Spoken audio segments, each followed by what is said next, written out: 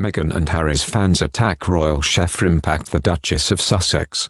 A royal chef has received online backlash from Meghan and Prince Harry fans for saying he would not roll out the red carpet for the Duchess of Sussex.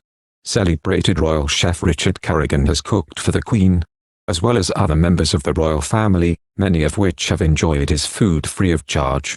However, the owner of Mayfair restaurants Bentley's and Corrigan's doesn't appear keen on the idea of slaving away over a hot stove for Meghan. He told Richard Eden, Daily Mail's diary editor, that while some royals have enjoyed his food for free, some will have to pay.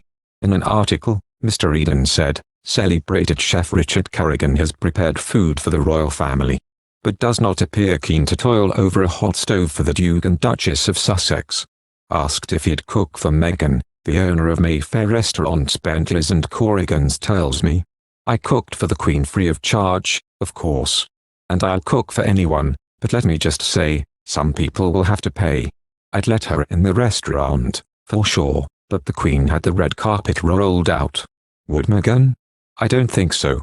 Now it is being reported that the acclaimed chef, who also previously acted as a guest cook on the Southwest round of the Great British Menu, has come under fire for his remarks from Meghan and Harry fans.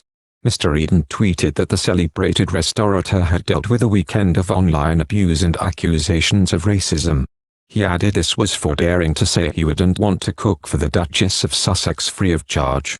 He added, what is wrong with Prince Harry and Meghan's fans? Royal. In response, users rushed to Mr. Corrigan's defense, and showed their support for the chef's comments. One caller wrote, well said Richard Corrigan. I'm sure that if any real members of the royal family booked into your restaurant for a meal, they would expect to pay their bill at the end. Another added, he was asked a question, and he answered honestly. What's the big deal? A third said, leave Richard Corrigan alone.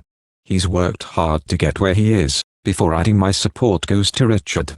A fourth chimed in to say, why wouldn't he expect payment? Cooking is his living. While one more wrote, perfectly reasonable comment from the very talented Mr. Corrigan.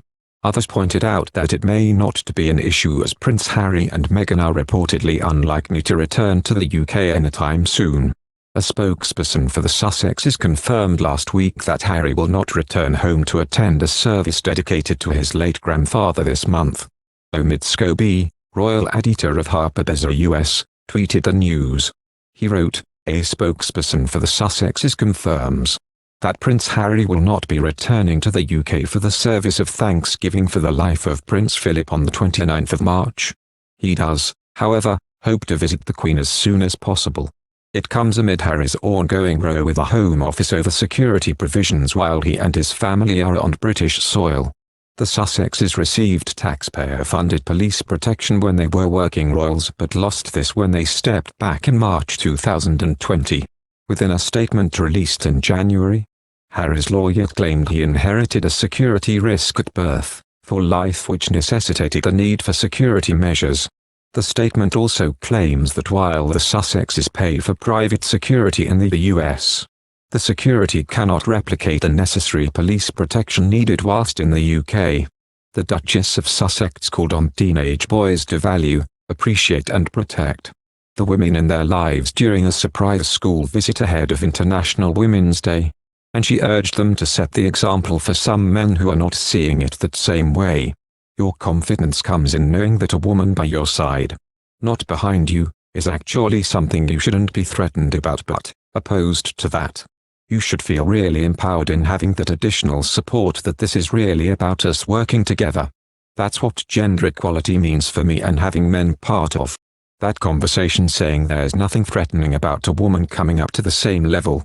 It's our safety in numbers, this is our power and our strength as a team. Women need a seat at the table, they need an invitation to be seated there. And in some cases, where this is not available, they need to create their own table. We need a global understanding that we cannot implement change effectively without women's political participation. You don't have to play dress up to be a feminist. You are a feminist exactly the way you are. You can be a woman who wants to look good and still stand up for the equality of women. There's no uniform for feminism. You are a feminist exactly the way you are. Women make up more than half of the world's population and potential. So it is neither just nor practical for their voices, for our voices, to go unheard at the highest levels of decision making. I think the biggest part of being a girl boss in the office, at home, or anywhere you go is just knowing your value.